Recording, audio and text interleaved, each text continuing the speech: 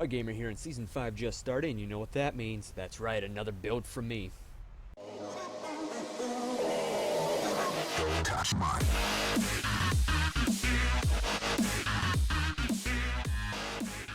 Happy Winter's Day, everybody, and as always, let's start with my utilities. Healing Signet. There's nothing you should be using other than the Healing Signet under any build that you're making for the Warrior. 382 health per tick is a lot of healing. Trust me on that.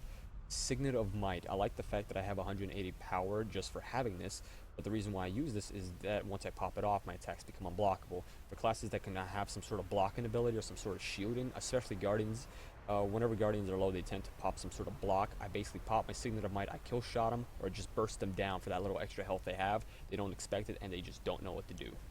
It's very useful. Doliac Signet, also 180 toughness just for having it. I like that. But if I'm in a fight and I'm the only person that can give myself stability, and an enemy is down, I pop my stability, I pop my Doliac Signet, I get that stop, and I turn that entire fight around. Very useful in clutch moments. Berserker stance. This build's weakness is basically Condi-oriented damage, so this is my answer towards that. I basically gain resistance, I gain adrenaline, so if I'm fighting, let's say, a Necro that's Condi-oriented, I pop up my Berserker stance, I gain adrenaline. Their Condis don't do much against me, especially since my resistance refreshes every 3 seconds, so even if they boon strip me, not effective.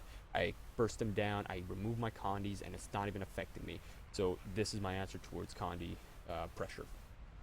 Headbutt. I am currently on the Berserker trait line, so Headbutt's the way to go. It does a huge amount of damage. I gain all my adrenaline back, and if I have stability, basically I stun the enemy for 3 seconds, and I'm just open. They're just open for damage.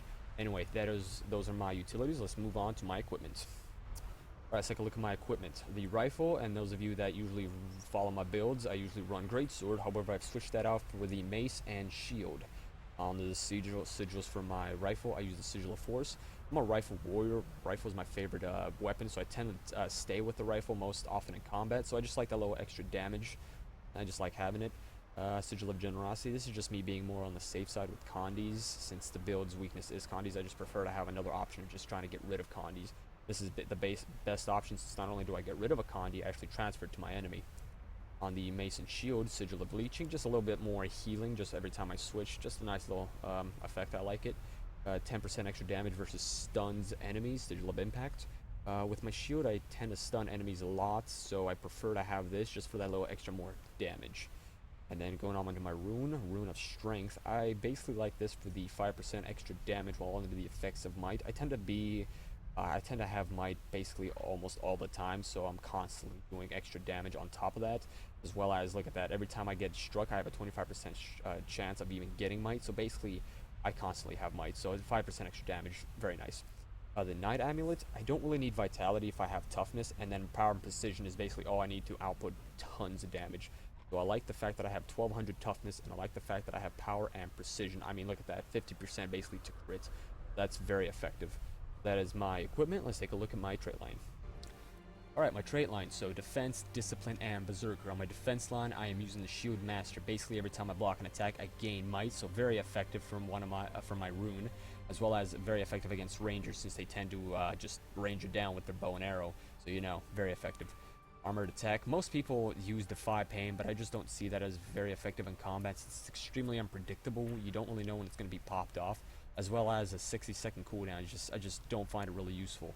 On top of this, I just simply get power, just passive power, and since I have 1200 toughness right off the bat, I already get at least a minimum of 1200 power just on top of that. So I just like a little bit more damage.